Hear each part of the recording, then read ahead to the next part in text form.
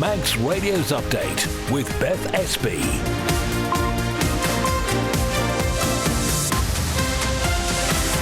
Well, Fastamai, good evening. Welcome to Update here on Manx Radio, taking you through the main news stories of today. Coming up before 5:30, there have been some new developments in the ongoing dispute between a teaching union and the Department of Education. We'll have some details on that. An e-gaming company announces it's reducing the number of roles in its Isle of Man office. There's also going to be an organised search of Archalagan Plantation this Sunday. It's for a dog who's been missing for more than 2 weeks. And some good news, there's a new gaming attraction opening in Douglas tonight. And as ever, we'd love to hear from you. We'll also keep an eye on the traffic and travel as well. If you'd like to get in touch, though, 166 177, or you can email studio@manxradio.com. You can also find us on WhatsApp as well and message us anytime for free. We'll start with a roundup of today's main news headlines with Christian Fastamai. The Department of Education says it completely refutes claims it's breached employment policies and professional standards. The Head Teachers Union says it's taking steps to protect its members from what it calls further misuse of disciplinary proceedings. The Department for Enterprises confirmed e-gaming company Derivco is planning to reduce the number of roles in its Isle of Man office. It's not yet known how many jobs here will be affected, though. The Department of Infrastructure has confirmed that a pole placed on Hillbury Road in Onchan was incorrectly installed by its contractors and will be rectified. It comes after MHK Rob Callister posted about the signpost expressing his concerns. It's clearly an obstruction to prams. It's clearly an obstruction to people with visual effects as well. So this is just completely bonkers. And a yellow weather warning's been issued with up to 25 millimetres of rain possible. Heavy rain is expected overnight and into Saturday, with a risk of thunderstorms and localised flooding. In the latest international news now, and 7 men have been convicted over the sexual exploitation of 2 teenage girls. The group preyed on the girls' vulnerabilities in Rochdale, Greater Manchester, over 5 years to groom them as sex slaves. Donald Trump's claimed Iran might now have another opportunity to make a nuclear deal after strikes by Israel overnight. Tehran's news outlets are reporting 78 people were killed, with 329 injured. And 2 men have been jailed over the theft of a £4.8 million solid gold toilet from Blenheim Palace. Detective Superintendent Bruce Riddell says it's unlikely the toilet will be returned. The toilet has been broken up into several pieces. In total, it was just under 99 kilos of gold. I think the gold will be melted down, so finding that now will be really difficult. Those are the Update News headlines, next at 6. Thank you very much indeed, Christian. Sorry, I'm just fascinated by the toilet story there. Now the weather, brought to you by Manx Glass and Glazing. And as Christian mentioned, there is that yellow weather warning in place. This is ahead of the expected heavy rainfall and the possibility of thunderstorms across the island from tonight. So that's 3 a.m. until tomorrow afternoon, that's 4 p.m. So there's this active frontal system which is forecast to bring in persistent rain overnight. That is going to turn heavier around dawn tomorrow. Conditions are expected to ease and become a little bit more patchy by tomorrow afternoon, but another band of heavy rain is likely to cross the island early in the afternoon, so we'll keep you fully up to date on that.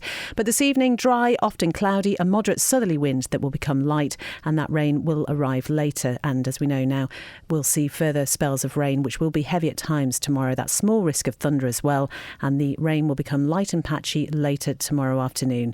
Maximum temperatures tomorrow will be around 16, sunset this evening 9:52, sunrise tomorrow morning 4:45. Manx Glass and Glazing can supply and install single, double and triple glazing. Call 674 573 or visit the showroom on the Snugborough Trading Estate. If you run a small business or just need more room in the back, Philshaw Vehicles has the perfect van or light commercial for all your needs and can sort out any finance. Based in the Tremode Estate, view philshawvehicles.im or call 49 51 49. A great night's sleep got even better with Zed's Bedding Store. From quality Bell-Dorm bed linen and mattress protectors, fleece and woven throws to luxury duvets from the fine bedding company Zed's Bedding Ramsey, next to Isle of Man Bank. SMS Trading have moved to 3 St Paul's Square, Ramsey. For flat pack to fully built, new or second-hand furniture, SMS Trading offer all-island delivery and man-in-a-van service. Call 315151 or find SMS Trading on Facebook. At Begode Cashery, we have been caring for animals for over 50 years. As a cashery, we care for customers' cats and treat them as our own.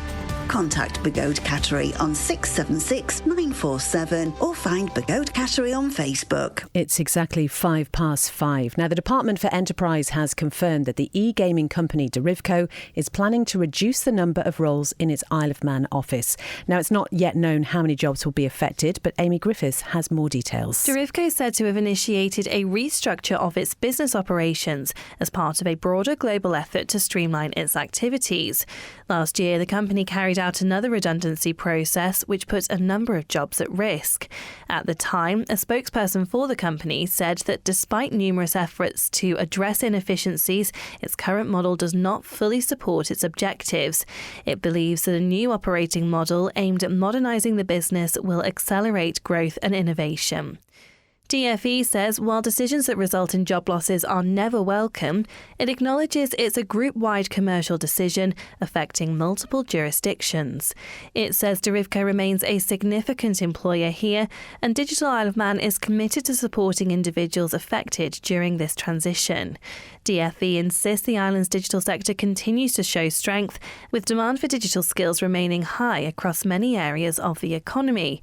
It hopes that means anyone impacted will be able to find alternative employment elsewhere on the island. Amy Griffiths reporting there. 6 minutes past 5. You're listening to Update here on Manx Radio. And as we've just heard, there have been some new developments in the ongoing dispute between the National Association of Head Teachers and the Department of Education, Sport and Culture.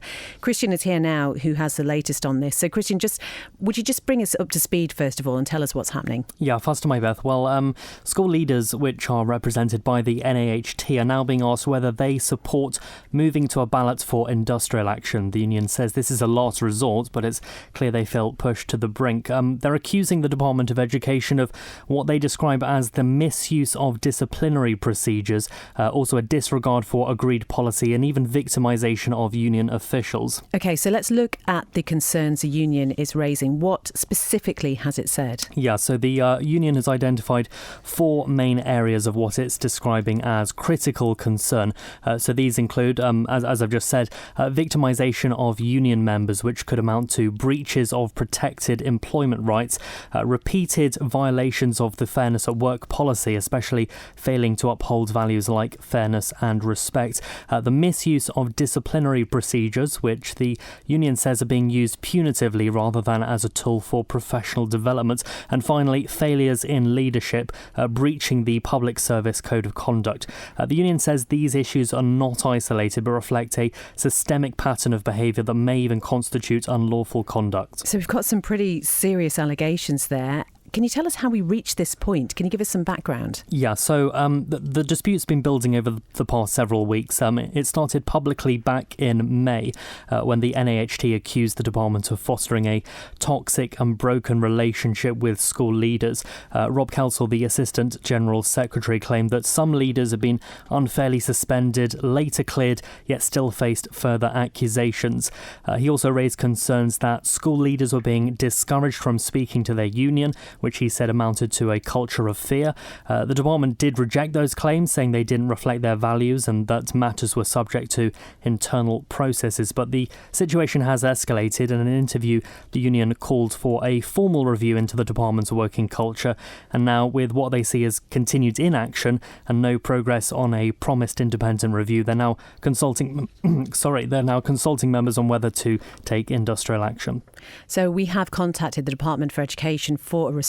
Have they come back to us? Yeah, we received a response earlier this afternoon, and it's very similar to the one that it issued when these concerns were first raised back in May. It says it completely refutes the claims that it's breached employment policies and professional standards. Christian, thank you very much indeed. As ever, the full details from both sides of that story are available now at manxradio.com. It's coming up to 9.5 minutes past 5, and the upcoming 2026 general election is a chance for the public to make their views known to make sure we have a better government next time. So this has come from the Douglas Central MHK, Chris Thomas, who was speaking on Manx Radio's Man in Line at lunchtime. He's been in MHK for 12 years now and is the longest continuous serving member of the House of Keys, besides the Chief Minister or the Speaker. He told Andy there was a real lack of trust in the current administration. We're all there to represent the people and to make make sure the policies going forward are the right policies for the island, for everybody who lives on the island, the people who come back to the island in the future. We're in a pretty bad way these days. There's lack of trust in government, in public service delivery more generally, and I have been able to contribute more from outside government than inside government. Most recently, I was asked to stand down from being a member of the Department of Health and Social Care. Before that, I was asked to stand down from being Minister of Infrastructure, supposedly to speed up reform that never happened. It slowed down or was cancelled. In actual fact, that was about the gas issue. And where we are now is I've been an MHK for 12 years. I've actually been a minister for less than 5 years, for fewer than 5 years. So and the 2026 general election is absolutely vital, and I'm looking forward today to talking about some crucial issues so that we have the 2026 election as a chance for the public to make their views known, informed by the facts, so that they have costed choices about some very important issues for all of our future. That's what elections are all about. It's not about nice people getting elected. It's about making sure we have the right information on the table as we make up our minds how we vote, and we have a better government next time. You mentioned a lack of trust. Is that perceived or is it real? No, it's real. It's real. You would be... I know you wouldn't be surprised, actually, but some people would be surprised how many people around the middle of Douglas, where I represent, who would say to you that really, Chris, this time government has lost it. Over the last 10 years, we've been unhappy with some of the choices made and decisions made, but government's really lost it now. You sort of owe it to us to make sure that policy is on the table, costed policy with options and choices, so that we have a really good general election and a really good government that's formed after the general election. That is the Douglas Central MHK Chris Thomas speaking with Andy on Man and Line at lunchtime. You can listen back to that programme in full as a podcast on our website. 11 minutes past 5. People have the chance to enjoy a swim at Brainwaves Coaching in Union Mills this Sunday. Water psychology coach Sian Griffiths says it's all in aid of Loneliness Awareness Week, and her only request is that people donate towards I'll Listen. The charity provides early intervention for mental health support. So this is all happening from midday on Sunday until around 2 p.m. Sian has more details on it. Studies have shown that loneliness is heightened under the age of 30.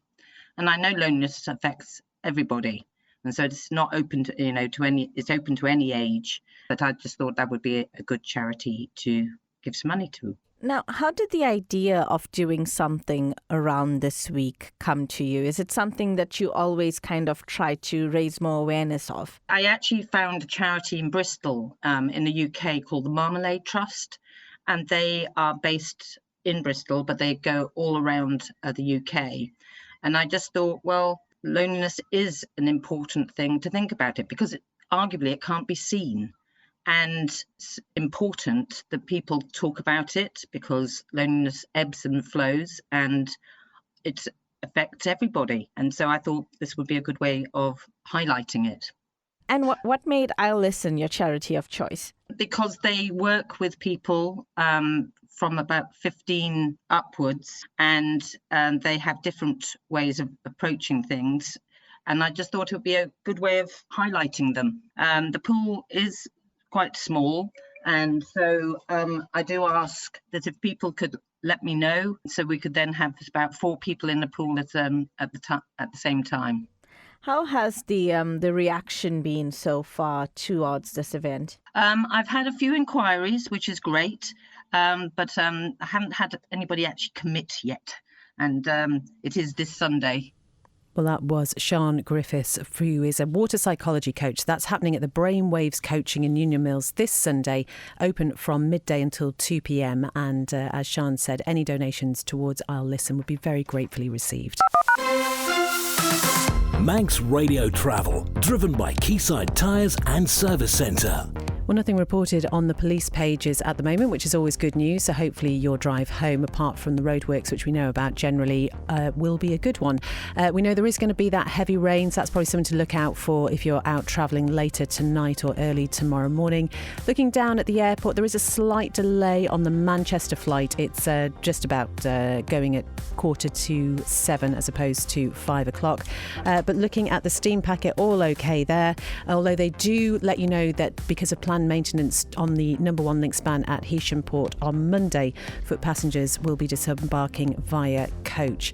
So the next ship due in to Douglas Harbour will be the Manxman, due in around 6 o'clock and heading out again at 7:45. Ask how you can spread the cost interest-free at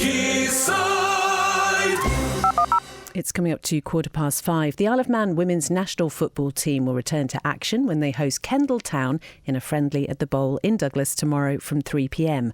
The Manx squad's captain, Becky Corkish, and manager Wayne Leesey say they're excited for this test ahead of the Island Games in a few weeks' time. Yeah, new opposition. We've not played them before. And honestly, we don't really know what they're going to bring. We don't know whether it's going to be super competitive. We don't know whether it's going to be a nice little game for us to warm up before the Island Games. So I'm excited to see what happens, and obviously playing football over here, we know our competition week in, week out, so it'll be really exciting to be able to play against a team we have no idea about. And Wayne, a lot of the time, both the men's and women's teams have to travel off island to take part in friendlies or competitions. How does it differ preparing for a home match instead of having to think about all the travel and logistics? Well, first of all, we're not getting up at 5 o'clock in the morning to get the boat, so it's certainly better preparation for the players in terms of having a good night's sleep beforehand. It's a fantastic opportunity to allow the players, friends and family to come down and watch what a talented group of players we have. And Becky, recently as well, you had a great test over at Accrington Stanley as well. That was a very close-fought game, if you like. It seemed to be played in great spirit as well. What did you all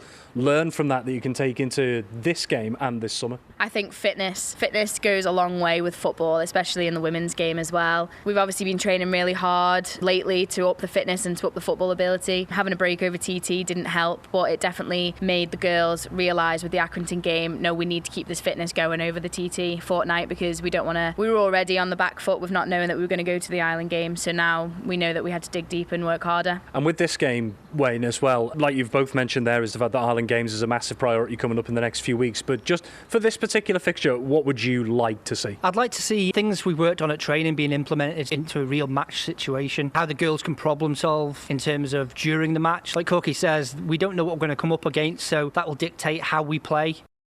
And you'll be able to hear the extended interview with Becky Corkish and Wayne Leesey there on Friday Sport Preview tonight from 5:30. 17 minutes past 5 now, and Age Concern Isle of Man has welcomed a new patron to the organisation. Malcolm Kelly, the charity's founding member, retired from the position as chair after 33 years this week, and during a ceremony in his honour, the group announced his new title. Susan Swan has officially taken over as chair of the group that supports elderly residents here, and reflecting on his journey, Malcolm says it's been amazing. I was sitting in my office minding my own business. I was told that there was a deputation of 3 ladies who wanted to see me. It turns out that these ladies were ladies from Citizens Advice in Ramsey.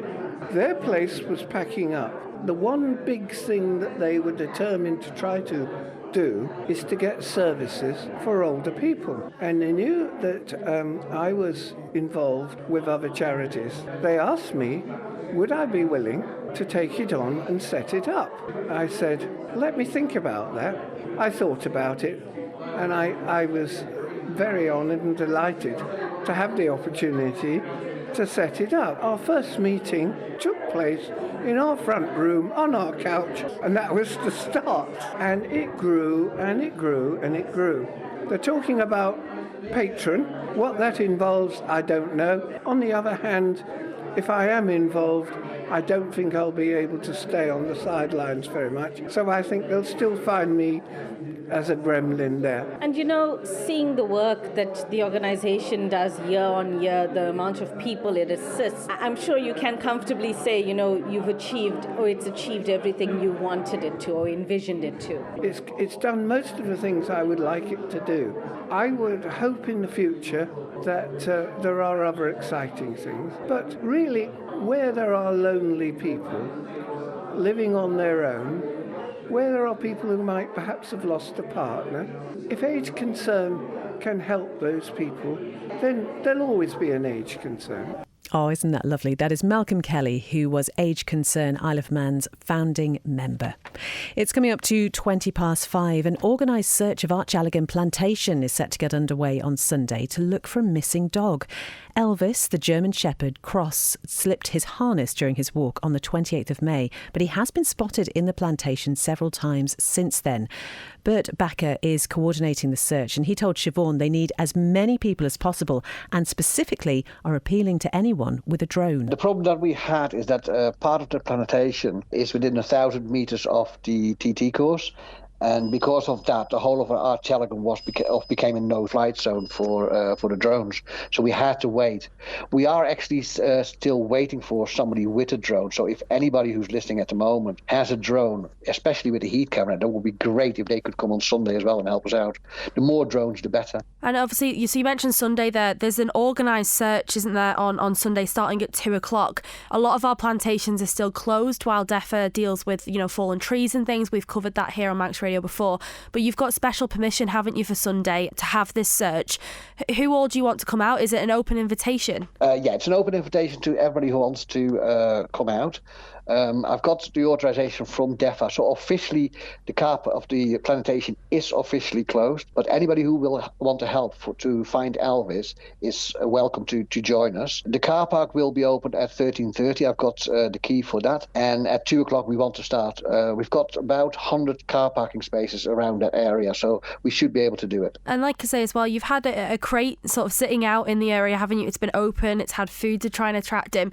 So, I mean, he's hoping, fingers crossed, that actually he'll make his way into that before Sunday, but at the minute he seems to just be enjoying his adventure around the plantation, doesn't he? Yeah, the thing is, it's a Spanish rescue dog, and the first part of his life he was actually on the street, so he's used to this. So we think he's gone into what they call survival mode, and he's basically running around happy as Larry. People have been putting food out, so he's not starving. There's plenty of water in the plantation because we've got a river going through it. We've got a few lakes in there as well, so he has got enough water. With the crate itself, the crate has been placed on numerous places. We have caught 2 dogs in there and a cat, but they were the wrong ones, unfortunately. So we do know that the crate is actually working. The last sighting that we had so far was last Monday. That was on the plantation, not that far away from the crate. So we know he's still in the plantation. We just need to find where he's actually hiding, because he's a master in hiding. That's what it looks like. That is Bert Backer, who's coordinating the search for Elvis this Sunday. It's at 2 p.m. If you're able to go along, please don't bring your own dogs with you. And also, if you see Elvis, you're asked not to shout his name, but to kneel or sit down quietly and let him come to you. And you can hear more from Bert in our latest newscast on our website. Now, there is a new attraction in Douglas tonight. It's the latest project established in memory of 21-year-old Manxman Lucas Martin, who died of meningitis in 2023. Lukey's Bar opened in May last year at the Palace Hotel, and last night a new gaming section in the casino was officially unveiled. I went along and spoke to owner of Curveline Design, Mark Green, who is behind the designing of the new gaming area, and first Chief Executive of Palace Holdings and Lucas's dad, Brett Martin. He told me this latest venture is something Lucas really would have approved of. We shared many passions, but darts and cricket were not 2 of them. We love football, rugby, rallying, all these different things, but darts and cricket were 2 things that he stuck. When he liked something, it didn't matter what his dad thought. He would stick to his guns, and I tried to shoot him down, but I never managed to do that. So yeah, he loved darts. He played at home, and then when he went to university, you could start some Waterbury there with him as well. Yeah. So where did the idea come from for them to do this here? It was really a few conversations I had with the family, young members of the family. So Lucas has got 2 brothers, Connor and Bradley, and the cousin Dan, and they're millennials, Gen Z. They were saying to me, Lukey's Bar is great. You captured a great market there, but you're not really quite getting it right for the younger people because they want an experience. This was new to me because my nights out in the 80s was beer and chips, but they were very much for this experience. So I was saying, okay, well, what is that experience then? And they were saying, well, look into the UK, Dad. You've got Flight Club, you've got Roxy Lanes, you've got all these clubs emerging, which is the sort of 20, 30 somethings. And so that was really the start of it all. We thought, how can we combine that with the Lukey's Bar? And this is where Mark comes in. Mark, where do you go about starting a project like this? Well, I think we started with Lukey's Bar originally, and then Brett gave us a brief for this casino to try and make an interactive space. So we worked with Brett and the team, and we tried to bring a multifunctional space in, if you like, and make it a bit more fun than what it was as a standard casino. So would you be able to describe describe to us what we've got here? We've got interactive darts, we've got the shuffleboard, still got the gambling machines around and about, and the pool tables, and it was just to try and break up the space to make it less formal as a casino, and try and bring the millennials in and make it more of a full space, linking with Lukey's as well. That was Mark Green from Curveline Designer. Before that, Brett Martin, Lucas's dad and also Chief Executive of Palace Holdings, talking about that new attraction in the casino. You can find out more at lukeys.im. And in a few weeks, there is going to be a dartboard put in the family area, you know, where the lounge bar is, so families can enjoy that as well, because obviously the casino is over 18. It is 5:25. Let's join Rob now for the sports news. Pastor Mike. Well, first off tonight, FC Isle of Man has confirmed its first pre-season friendly ahead of the 2025-26 season. The Ravens will face Vanarama National League side Brackley Town at the Ballaclone Stadium in Ramsey on Saturday, the 12th of July, kicking off at 2 p.m. It'll be the third consecutive year that both sides have faced each other in a pre-season meeting on Manx shores. Well, in 24-25, a disappointing second half of the season saw FC Isle of Man eventually finish 15th in the NWCFL Premier Division. Meanwhile, Brackley Town enjoyed a historic campaign in which they secured their first ever promotion to the National League. Sticking with football, and Malou have confirmed Cal Alexander has made a return to the club to take up the position of first team manager for the 25-26 season. Alexander led the Southern side to Woods Cup success back in 2022, and in a short statement the club says they look forward to Alexander coming in to help the squad rebuild after what it's described as a tough period.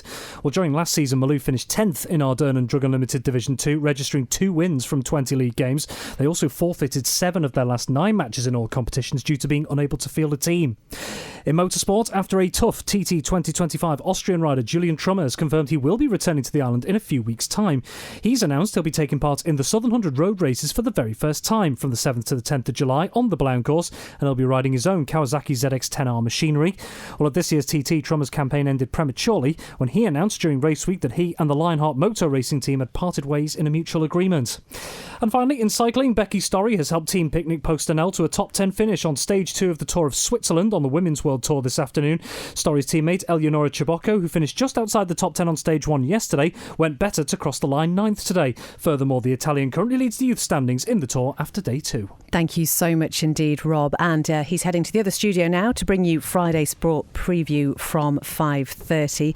And lots more to come on Manx Radio this evening. Chris Kinney has greatest hits from 6. You've got Howard with Sweet and Swing from 9. And Ree will be with you with After Hours from 10. So whatever you're doing this evening, do take care. Keep an eye on the weather as well. We'll have the very latest if there are any developments on the Manx Radio social media pages. Enjoy your weekend, and I'll talk to you again on Monday.